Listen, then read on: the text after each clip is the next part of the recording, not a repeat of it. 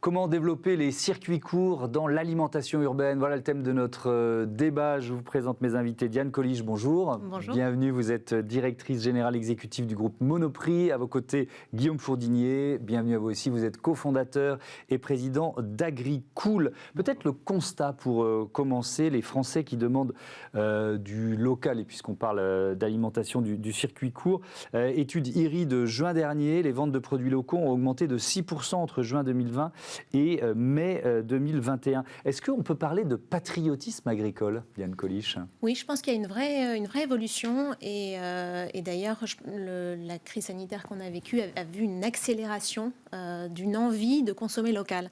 C'est-à-dire, quand vous regardez les études, la première motivation pour aller consommer local, c'est l'environnement, bien sûr, mais la première qui arrive en premier, c'est défendre mon agriculture locale, mes industries locales. Et ça, c'est quelque chose qui devient de plus en plus prégnant. Alors, c'est pas forcément récent, mais c'est croissant, vous diriez ça? Absolument, absolument. Et d'ailleurs, vous citiez un chiffre, je vais vous en donner un autre. C'est près de 90% des Français qui disent que c'est important de consommer local. Et donc là, quand même, c'est une forte accélération. Ouais. Il y en a plus d'un tiers d'entre eux qui disent moi, je veux acheter davantage local. Ouais. On en parlait hier dans cette émission, Guillaume Fourdinier. Est-ce que le local est en train de prendre le pas sur le bio dans les préférences des consommateurs français? Alors, ce qui est sûr, c'est que c'est devenu en effet un des critères majeurs de consommation. Je ne sais pas si ça prend la place. Je pense que c'est deux choses complètement différentes. Par contre, le bio, complémentaire, d'ailleurs. Tout à fait complémentaire, mais le bio en fait a eu une très très forte croissance depuis. Je ne sais pas exactement combien d'années, mais depuis une bonne dizaine d'années au moins. Et le local, en fait, aujourd'hui, est encore minuscule. Ça représente à peu près 2% de la consommation alimentaire. Et pourtant, justement, il y a en effet presque 90% des gens qui veulent manger plus de local. Donc, il y a quel contraste, c'est 2% de la consommation alimentaire aujourd'hui. Exactement. Et c'est pour ça, en fait, qu'il y a ce vrai besoin des consommateurs qui font fortement ressentir dans les sondages. C'est quelque chose qu'on voit aussi. On a créé une association qui s'appelle le Conseil national pour la résilience alimentaire, qui rassemble à peu près 60 acteurs locaux.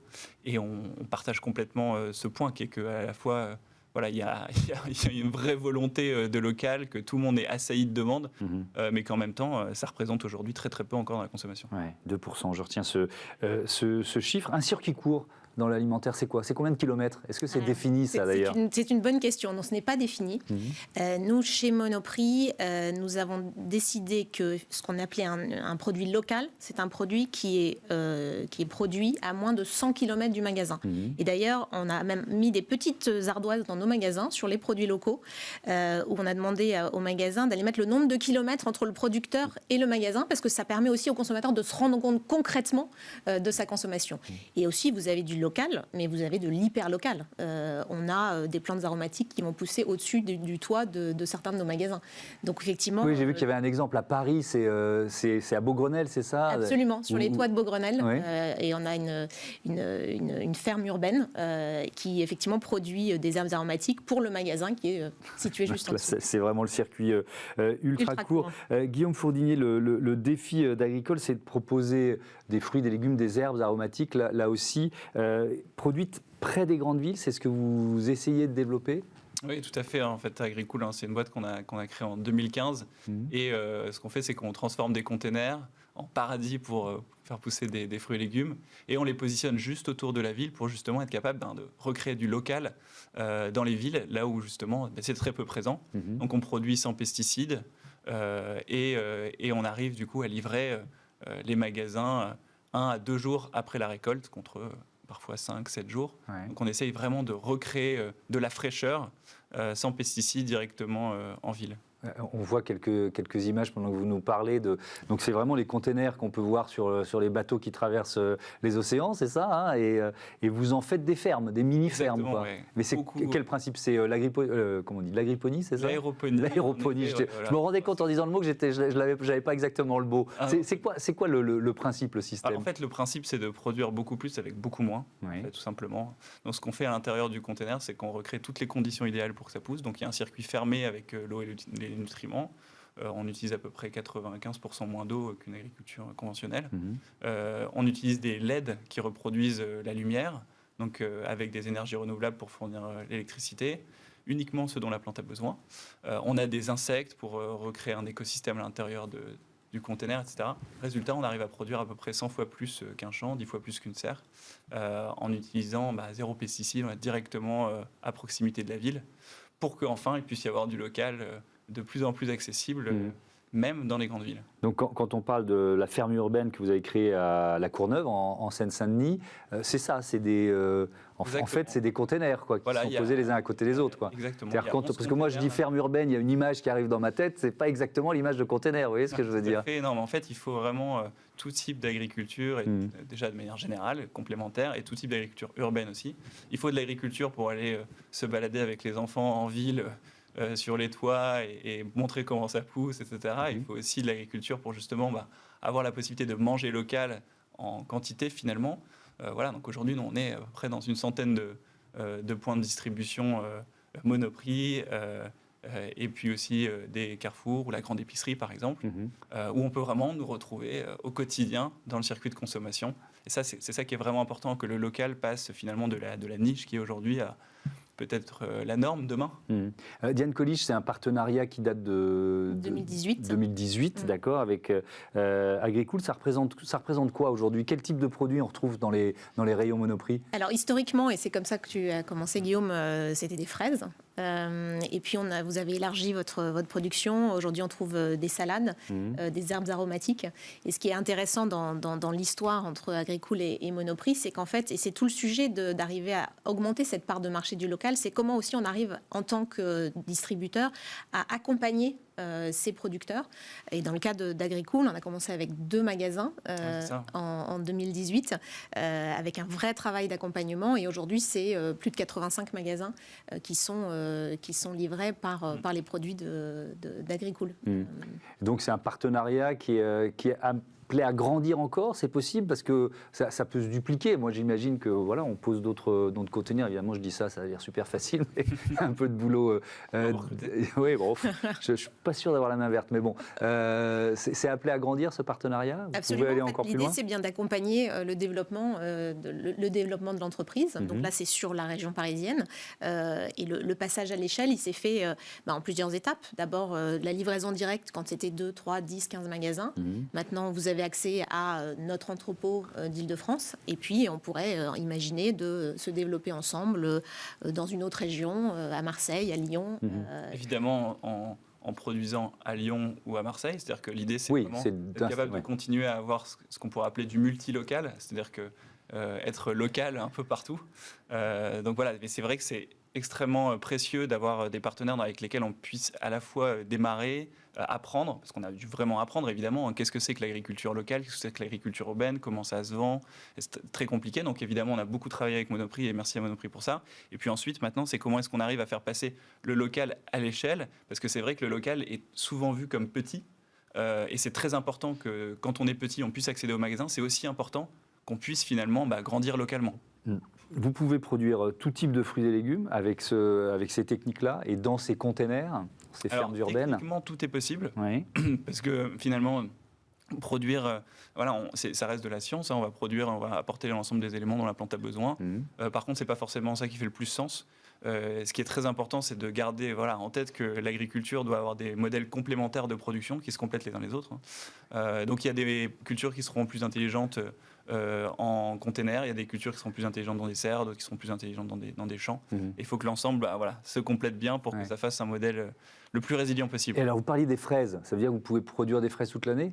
Alors techniquement, encore une fois, oui, tout à fait. Alors ça, moi, ça me titille parce que c'est un peu contradictoire avec une pédagogie auprès des consommateurs qui consiste à dire on ne peut pas manger des tomates, des fraises toute l'année, il y a des fleurs de saison, il faut arrêter d'offrir des roses à la Saint-Valentin. Vous voyez ce que je veux dire ? Tout à fait, c'est vrai. On sait vraiment ce qu'on explique aussi. Et d'ailleurs, on est les premiers à ne pas consommer des produits qui ne sont pas de saison et qui viennent de loin.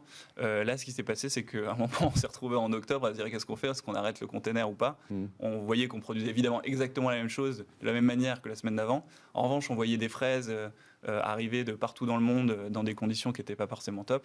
Donc, on a décidé plutôt de prendre le pari de l'explication et d'expliquer aux consommateurs qui sont aujourd'hui prêts largement à entendre ce genre d'arguments où c'est produit, comment c'est produit, et qu'il ne faut pas pour autant prendre cette conclusion-là et finalement acheter que des produits hors saison. Le sujet de la saisonnalité est évidemment important. L'enjeu, évidemment, c'est l'empreinte écologique des produits.